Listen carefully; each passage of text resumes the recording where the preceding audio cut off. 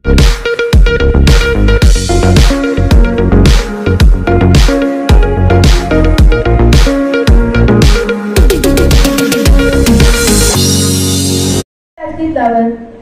लूका की इंजील उसका 19वां बाब 29वीं आयत से 40वीं आयत तक।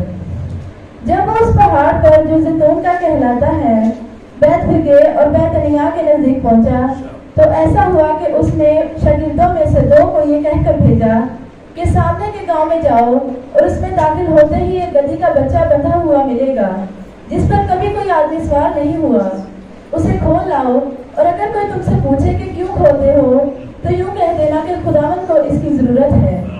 बस जो भेजे गए थे उन्होंने जाकर जैसा उनसे कहा गया था वैसा ही पाया। जब गधी के बच्चा को खोल रहे थे तो उसके मालिकों ने उनसे कहा कि इस बच्चा को क्यों खोलते हो? उन्होंने कहा कि खुदावंद को इसकी जरूरत है। वो उसको यीशु के पास ले आए और अपने कपड़े उस बच्चा पर डालकर यीशु को सवार किया। जब जा रहा था तो वो अपने कपड़े राह में बिछाते जाते थे, और जब वो शहर के नजदीक ज़ैतून के पहाड़ के उतार पर पहुंचा तो शागिर्दों की सारी जमात उन सब मौजज़ों के वक्त से जो उन्होंने देखे थे खुश होकर बुलंद आवाज से खुदा की हमद करने लगी कि मुबारक है वो बादशाह जो खुदावंद के नाम से आता है, आसमान पर सुलह और आलमे बाला पर जलाल। भीड़ में से बाज़ फरीसियों ने उससे कहा, ए उस्ताद, अपने शागिर्दों को डांट दे।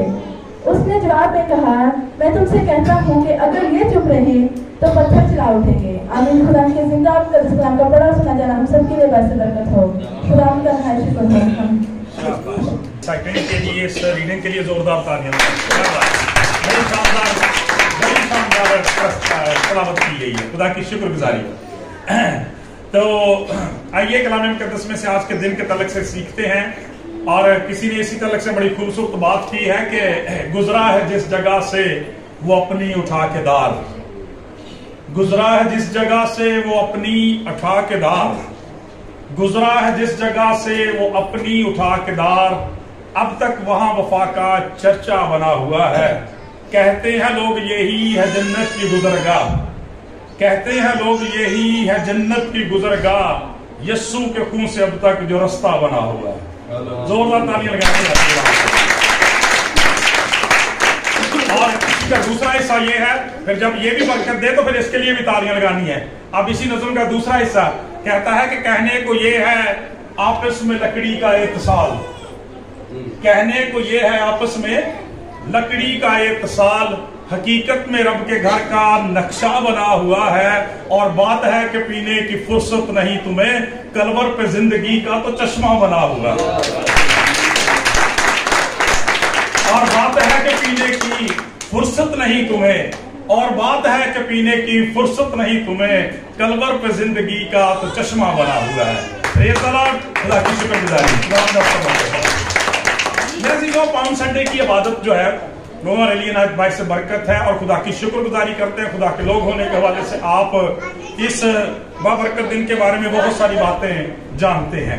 और आज जरूर है कि हम इस यादगारी की इबादत में खुदावंद यीशु मसीह की उन खूबसूरत बातों को याद करें और बरकत पाएं। यहाँ पे हमारे पढ़ने लिखने वाले बेटे बेटियां बैठे हैं। आपको पता है कि जब सिलेबस पढ़ाया जाता है तो उसको फिर अच्छी तरह से याद करवाने के लिए क्या किया जाता है भाई? रिवीजन कराई जाती है। Very good. क्या किया जाता है? रिवीजन कराई जाती है, दोहराई कराई जाती है, ताकि बच्चों को वो बातें अच्छी तरह से याद हो जाएं। कलाम खुदा के बारे में भी यही बात दुरुस्त है। तो आइए कलाम मुक़द्दस में से इन सारी खूबसूरत बातों को देखते हैं। आप जानते हैं कि खुदावंद यीशु मसीह का ये जो आज का यरूशलेम के अंदर दाखिला है, इसे खुदावंद यीशु मसीह का बादशाहों के बादशाह का शाहाना दाखिला भी कहते हैं और फातहाना दाखिला भी कहते हैं। शाहाना दाखिला भी कहते हैं और फातहाना दाखिला भी कहते हैं, क्योंकि आपने अभी हवाला सुना है कि 38वीं आयत में लिखा है कि मुबारक है वो बादशाह जो खुदावंद के नाम से आता है। तो आज के दिन खुदावंद यीशु मसीह यरूशलेम के अंदर बादशाहों के बादशाह की हैसियत से फातहाना तौर पर दाखिल हुए हैं।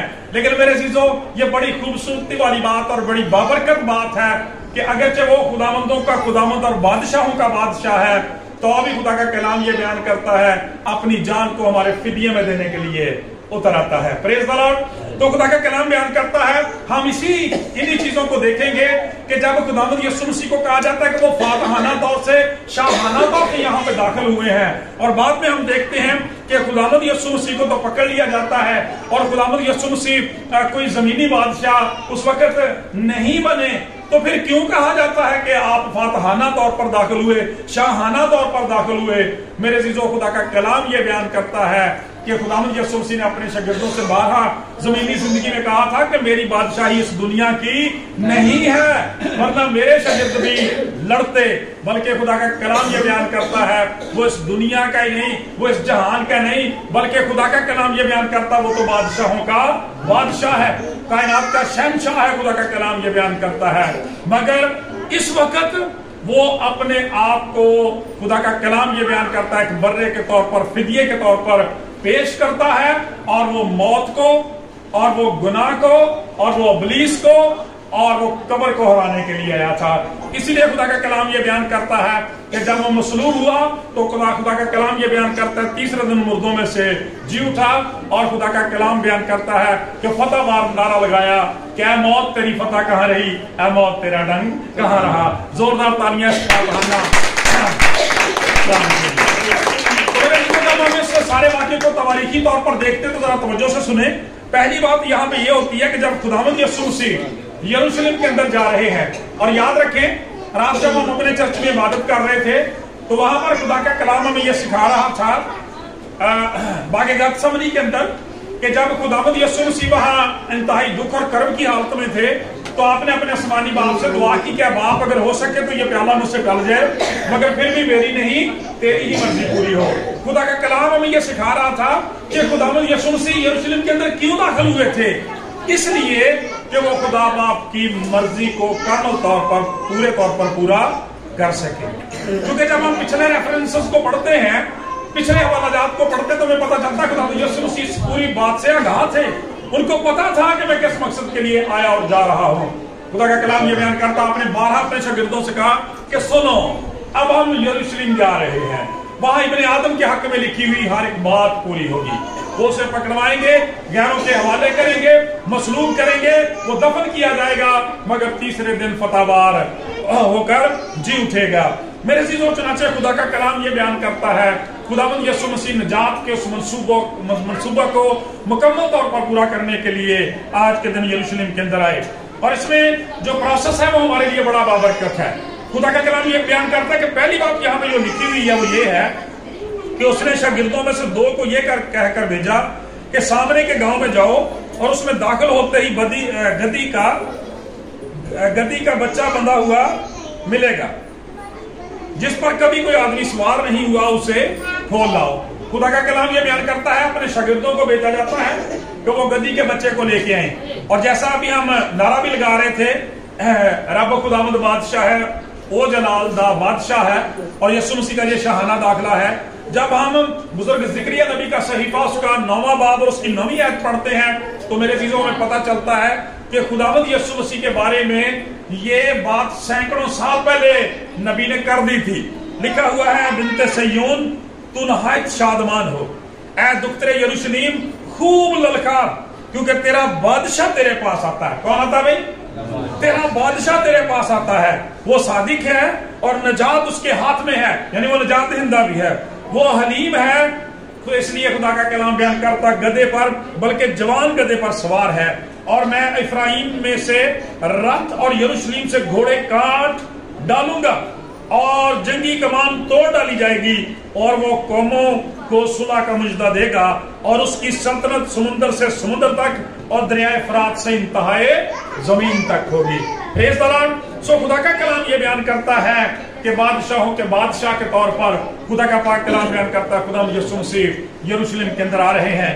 لیکن یہاں میں ہم بڑی ایک عجیب بات پڑھتے ہیں کہ خداوند یسوع مسیح نے یہاں پہ جو طریقہ استعمال کیا، یعنی یروشلم کے اندر داخل ہونے کا، بادشاہوں کا دستور تو عام طور پر یہ ہوتا ہے کہ وہ گھوڑے پر سوار ہوتے ہیں، لیکن خداوند یسوع مسیح نے یہاں سواری کے لیے گدھا منگوایا ہے۔ اور اس کی پہلی بات تو یہ جو بھی حوالہ پڑا ہے کہ خدا کے کلام کے بارے میں یہ پیشن گوئی ایسے کی گئی تھی، اس پیشن گوئی کے مطابق ہی آپ نے یہ سارا جو ہے وہ کام کیا۔ اور دوسری بات یہ، جب ہم بنی اسرائیل کی تاریخ کو پڑھتے ہیں तो हमें पता चलता है कि जो लोग जंग के लिए निकलते थे वो घोड़े पर सवार होकर जाते थे। घोड़ा दुनिया में उस वक्त भी और आज भी जंग की अलामत है, तबाही की, बर्बादी की अलामत है। लेकिन खुदा का कलाम ये बयान करता है, यहूदी तारीख बताती है, बनी इसराइल की तारीख बताती है कि जब कोई शख्स ताकतवर होता, बादशाह ताकतवर होता और वो दूसरे बादशाह का मुकाबला करने के लिए, उसे तबाह करने के लिए नहीं जाना चाहता था बल्कि सुलह सलामती के लिए जाना चाहता था, तो फिर वो घोड़े पर सवार नहीं होता था बल्कि गधे पर सवार होकर जाता था।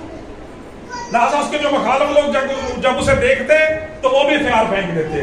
वो कहते कि ये शख्स अब जंग करने के लिए नहीं आया, सुलह करने के लिए आया है। मेरे अजीजों, अगर हम खुदा के कलाम को देखें तो खुदा का कलाम ये बयान करता है कि हम अपने कामों के जरिए से, अपनी फितरत के जरिए से खुदा के दुश्मन हैं। सबने गुनाह किया और खुदा के जलाल से महरूम है, और वाजिब है कि खुदा हमारे मुकाबले के लिए उतरे, वो घोड़े पर सवार हो और हमें काट डाले। लेकिन खुदा का कलाम ये बयान करता है गुनाह की मजदूरी तो मौत है, मगर खुदा की बख्शिश हमारे खुदा यीशु मसीह में हमेशा की क्या है? जिंदगी है। Praise the Lord. लिहाजा वो बख्शिश के लिए घोड़े की बजाय गधे पर उस बादशाह की तरह से आता है जो सलामती का मुजदा लेके आता है, जो सुलह का पैगंबर बन के आता है, जो सलामती का शहजादा है। इसलिए मेरे जीजो लिखा हुआ है कि वो बेचता है, और लिखा है कि कहा कि अगर कोई तुमसे पूछे कि क्यों, कैसे क्यों खोलते हो, तो यूं कह देना कि खुदावंद को इसकी जरूरत है। पहली बात तो जहां हम जानते हैं वो ये है कि खुदावंद यीशु मसीह आलम कुल है, वे आलम गैब हैं, वो सब कुछ जानने वाले हैं क्योंकि वो खुदावंद है। Praise the Lord. वो खुदावंदों के खुदावंद बादशाहों के बाद है, खुदाए बादशाह है, खुदाए मुजस्सम है, वो सब कुछ जानते हैं। आज भी हमें इस बात पर ईमान रखना चाहिए और डरना चाहिए खुदा से। खुदा हमारे बारे में सब कुछ जानता है, खुदा हमारी नीयतों से वाकिफ है। खुदा का कलाम ये बयान करता है, शख्स को, दो शागिर्दों को भेजा और जब वहां गए तो उनको पहले से बता दिया कि वो लोग क्या कहेंगे। आज भी खुदा को हमारी नीयतों के बारे में पता है, हमारी सोचों और ख्यालों के बारे में पता है, हमारी खिदमत और मोहब्बतों के बारे में पता है। मेरे चीजों डरने की जरूरत है कि जब खुदा हमें मौका देता है हमारा रिस्पॉन्स क्या होता है। इन लोगों का देखिए कितना आला रिस्पॉन्स है कि जब भेजा गया, जैसा मसीह ने कहा था, खुदा के कलाम के मुताबिक लिखा है, उन्होंने वैसा ही पाया। और जब उस गधे को खोलने लगे तो उसके मालिकों ने पूछा, और जब खुदावंद की बात बताई गई, उनको बताई गई खुदावंद को इसकी जरूरत है, तो खुदा का कलाम बयान करता है इसके बाद उन्होंने कोई बात नहीं की। आज हमें देखने की जरूरत है हमारी जिंदगियों की, हमारे खानदानों की, हमारे रुपए पैसे की, हमारी सलाहितों की, खुदावंद को, उसकी कलीसिया को, उसके लोगों को किस कदर जरूरत है। खुदा की शुक्रगुजारी किया करें। अगर आप अपने आप को, अपने खानदान को, अपनी सलाहितों को खुदावंद के लिए इस्तेमाल कर सकते हैं, क्योंकि खुदावंद फरमाता है, लिखा हुआ है कलाम के अंदर लिखा है कि शागिर्दों ने कहा खुदावंद को इसकी जरूरत है। आज हमारी जिंदगियों की, हमारी सलाहितों की, हमारी वर्शिप की, हमारी परस्तश की, हमारे तोड़ों की खुदावंद को जरूरत है ताकि खुदा के नाम की इज्जत और जलाल मिले। फिर मेरे चीजों कलाम मुकद्दस ये बयान करता है कि इस खिदमत की कदर देखें कि जब हम खुदावंद के लिए कुछ करते हैं, खुदावंद के लिए कुछ देते हैं, पाक कलाम क्या बयान करता है। देखें 2024 साल हो गए हैं और उस खानदान की खिदमत का जिक्र आज भी बाइबल मुकद्दस के अंदर खुदा इस कदर करता है। जुमेरात के रोज हम सीखेंगे, खुदा का कलाम हमें सिखाएगा कि वो शख्स जिसने अपना घर वाला खाना खुदावंद यीशु मसीह को, उसके शागिर्दों को दिया, वहां पे शायर बानी की यादगार मुकर्रर की गई, आज भी मौजूद है और आज भी यादगारी का जरिया। मरियम ने कीमती इत्र खुदावंद यीशु मसीह के लिए दिया, मजूसी सोना, नूर और लबान दे के आए। खुदा का पाक कलाम बयान करता है आज तक यादगारी के दफ्तर के तौर पर कलाम मुकद्दस में से लिखे हुए हैं। और जरा गौर से तवज्जो से अगली बात सुनना, कलाम मुकद्दस ये बयान करता है, मेरे चीजों ये सीखने वाली बात है कि जिन लोगों ने इस जमीन पर रहते हुए खुदावंद की खिदमत की और उनकी यादगारी के तौर पर उनकी खिदमत को किस किताब के अंदर, किताब मुकद्दस के अंदर लिखा हुआ है, उनके नाम इस किताब मुकद्दस के अंदर है, तो क्या उनके नाम किताब हयात के अंदर ना, जिन्होंने खुदावंद के लिए ये खिदमत की है।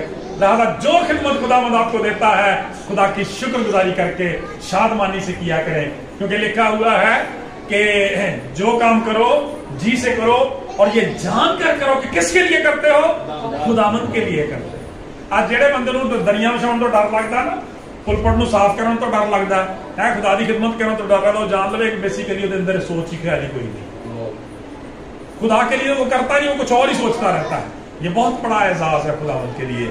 خدا کا کلام بیان کرتا ہے خداوند نے اپنی کتاب مقدس کے اندر ان لوگوں کی خدمت کو لکھا ہوا ہے. خداوند کو ان کی ضرورت ہے. خدا کا پاک کلام بیان کرتا ہے جیسا ان سے کہا گیا تھا ویسا ہی کیا گیا.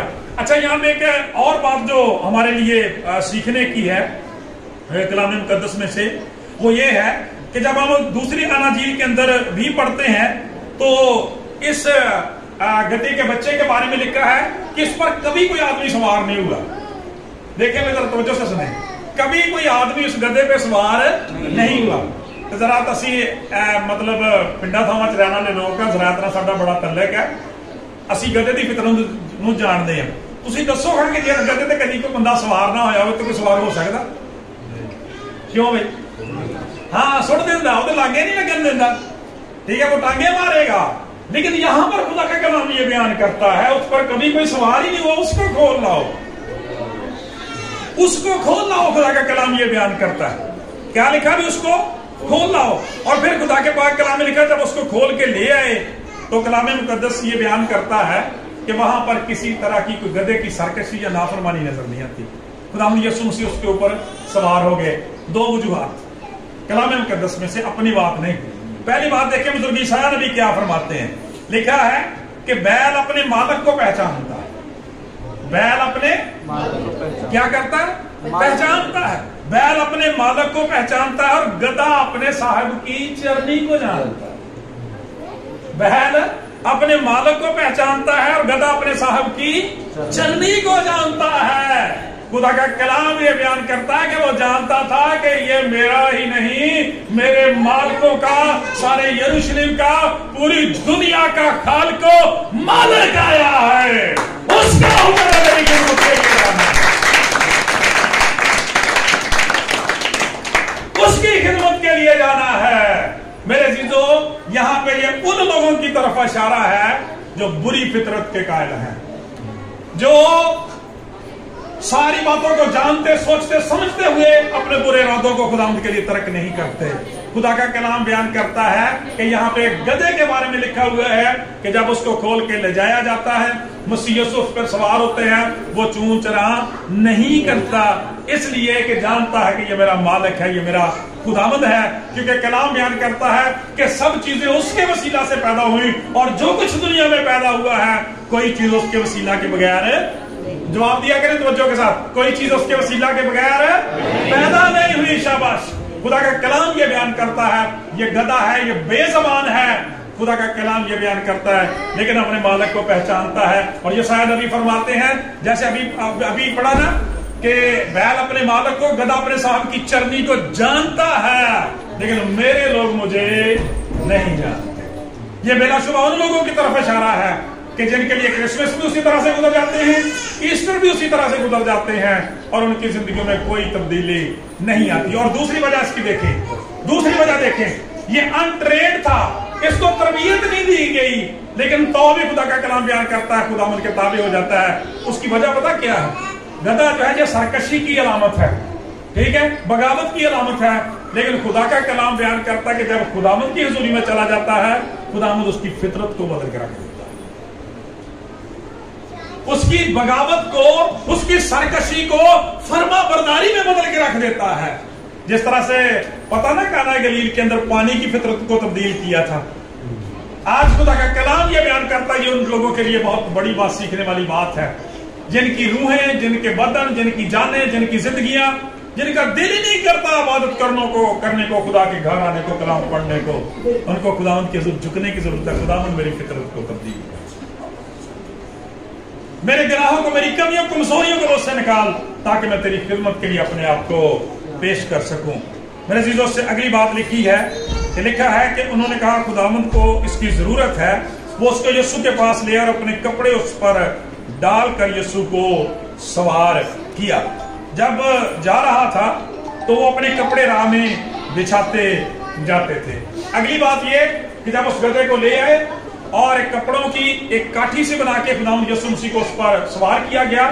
اور پھر اگلا کام یہ کیا شاگردوں نے بھی اور لوگوں نے بھی, انہوں نے کیا کیا کہ وہ کپڑے نکال کر جو تھے وہ گدھے کے پاؤں میں ڈالتے جاتے تھے. کبھی گدھے کی جانور کی خدمت ہو سکتی क्यों होगी भाई? ये गधे को इतना उम्र कैसे मिल गया? इतना बड़ा प्रोटोकॉल गधे को कैसे मिल गया? और भाई गधे का प्रोटोकॉल नहीं है, जो गधे के ऊपर सवार है उसकी वजह से उसकी कदर है। ठीक है, आज दुनिया के अंदर हमारी भी कोई कदर है, ईमानदार की कदर हो सकती है तो नजात हिंदा के तवसत से। ठीक है, तनक से जब तक बिके न थे कोई पूछता न था, जब तक बिके न थे कोई पूछता न था, तूने हमें खरीद कर अनमोल कर दिया। मेरा तूने हमें खरीद कर अनमोल कर दिया। और एक और है कि ना मेरा नाम था ना मेरा दाम बाजारे मोहब्बत में। कैसा? ना मेरा नाम था ना मेरा दाम बाजारे मोहब्बत में, बस उसने भाव पूछा तो महंगा हो गया तो मैं, बस उसने भाव पूछा तो महंगा हो गया था मैं। ये बात है जिसकी निस्बत उसके साथ हो जाती है, खुदा का कलाम बयान करता उन्हें आदमगीर बना देता है। Praise the Lord. खुदा का कलाम ये बयान करता है, इसलिए उसको ये बड़ा प्रोटोकॉल मिला। बेसिकली ये खुदावंद की तकरीम के लिए था। और खुदा का कलाम ये बयान करता, जब हम दूसरी अनाजील को पढ़ते हैं तो वहां पे लिखा है कि जैसे आज हम सब ने ये खजूरों की डालियां ली और खुदावंद का इस्तकबाल किया, उस वक्त भी ऐसा किया कि उनकी याद में हम ऐसा करते हैं। और इसकी वजह क्या है? इसके पीछे भी एक बैकग्राउंड है, और वो बैकग्राउंड ये है कि खुदा का कलाम ये बयान करता है कि पुराने अहदनामा के अंदर जब इसराइल के बादशाह, यहूदा के बादशाह फतह याबी के साथ लौटते थे, यहूदा की बेटियां उनके इस्तकबाल के लिए निकलती और यही डालियां वो लेती थी। और मकाशवा की किताब के अंदर भी ये लिखा हुआ है कि जो लोग बड़ी मुसीबत में से फतह याबी के साथ निकले हैं, उनके हाथों में खजूर की डालियां थी और लहरा लहरा कर खुदावंद की शुक्रगुजारी और हमद के वो गीत गा रहे थे। बेसिकली ये फतह याबी का निशान है। और बड़ी इंटरेस्टिंग बात यह है, बच्चों के लिए सीखने वाली बात, कि अगर आप इस खजूर के इन पत्तों को देखें तो आप ये देखें कि इनके जो ऐसे करके ये जो बन रही हैं दोनों शाखें, ये इंग्लिश का कौन सा लफ्ज बनता है? वी बनता है। और वी फॉर विक्ट्री। ठीक है, विक्ट्री फतह का निशान है। देखिए खुदा की कुदरत। ठीक है, उस वक्त अंग्रेजी जुबान का नामो निशान भी नहीं था, लेकिन खुदा का कलाम ये बयान करता है। और फिर जितने इसमें ये पत्ते हैं, इसका मतलब है विक्ट्री विक्ट्री विक्ट्री विक्ट्री, फतह फतह फतह फतह, फतह पर फतह, फतह पर फतह, फतह पर फतह, और फतह से बढ़कर गलबा देने वाला खुदावंद है। Praise the Lord. जोरदार ताली बजाइए। आज के जिंदगी के अंदर ये निजात हिंदा आ जाता है।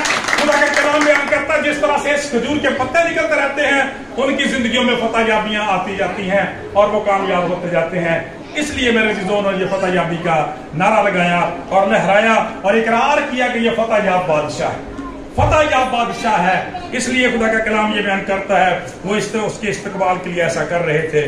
और फिर शुक्रगुजारी के तौर पर खुदा का कलाम बयान करता है कि नए कपड़े जो थे निकाल कर गधे के आगे जो बिछाते जाते थे। खुदा का कलाम ये बयान करता है, इसका मतलब और मकसद यही बनता है कि हम खुदा की खिदमत के लिए जिस कदर हमारे लिए जो खिदमत मुमकिन है, हम खुदा के लिए करने की कोशिश करें, ताकि हमारी इस खिदमत को भी खुदा अपने हुजूर याद रखे। और इसके साथ भाई वर्शिप की बात आती है। अगला काम जो लोगों ने किया वो वर्शिप की है। आज हम अभी गीत गा रहे थे और नारे लगा रहे थे, वो लोग भी नारे लगा रहे थे, और वो नारे लगा रहे थे मुबारक है वो बादशाह जो खुदावंद के नाम से आता है।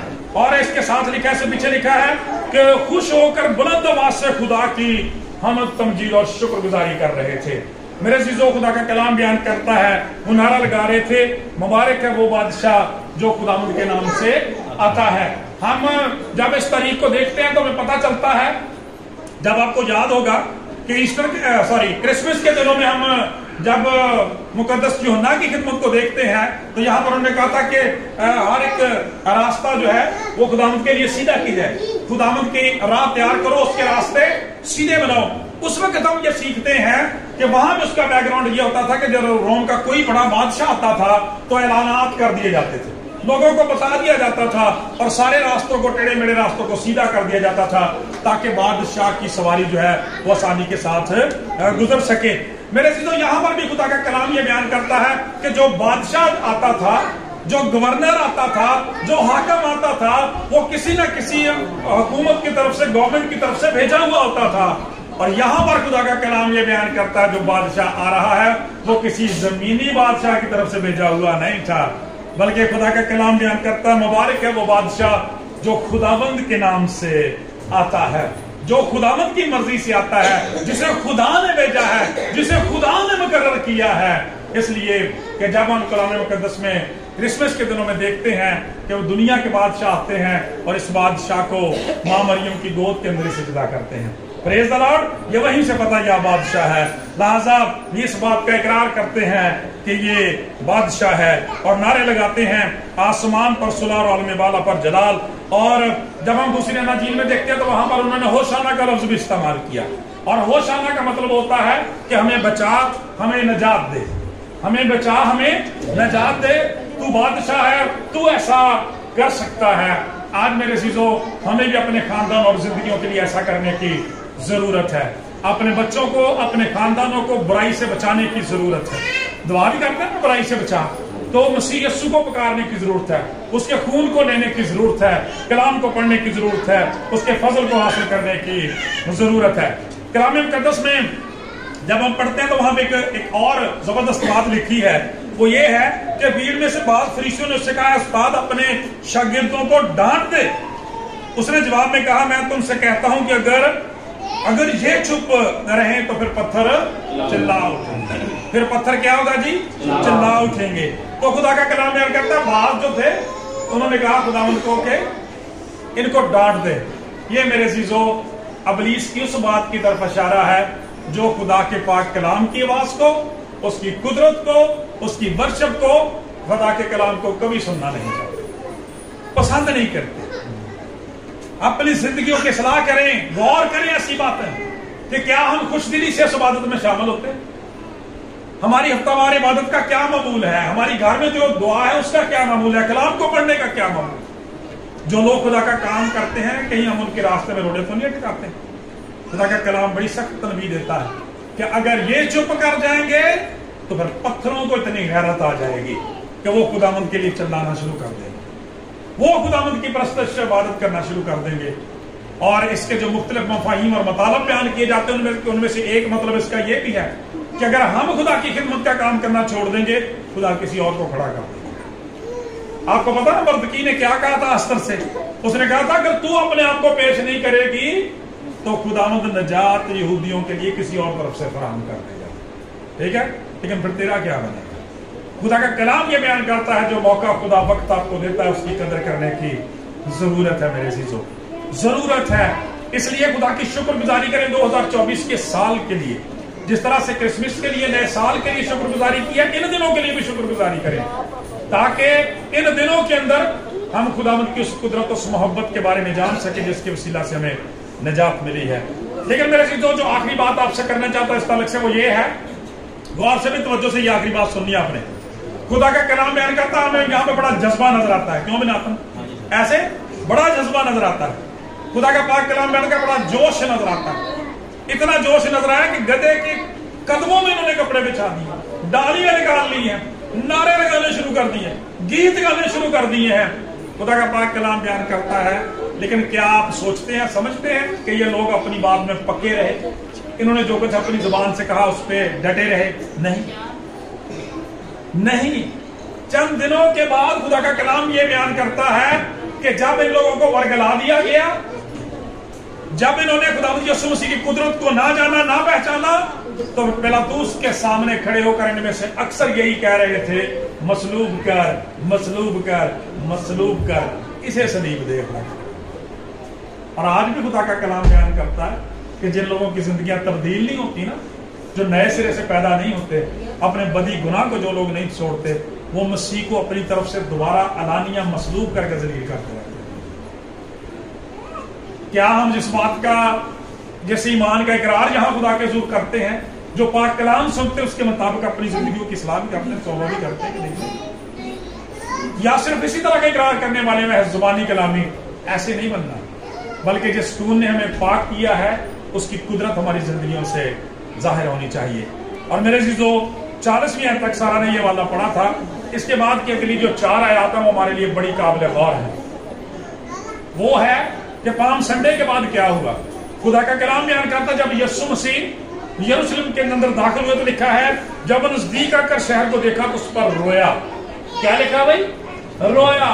خدا کا بیٹا رویا. یسوع مسیح یروشلم کی حالت کو دیکھ کر رونے لگے. خدا کا کلام یہ بیان کرتا اور کہا کاش کہ تو اپنے اسی دن میں किस दिन में भी? इसी दिन में सलामती की बातें जानता, मगर अब वो तेरी आंखों से छुप गई। इसी दिन पाम संडे के रोज, आज के दिन तुझे जानने की जरूरत है, सलामती की बातें जानता।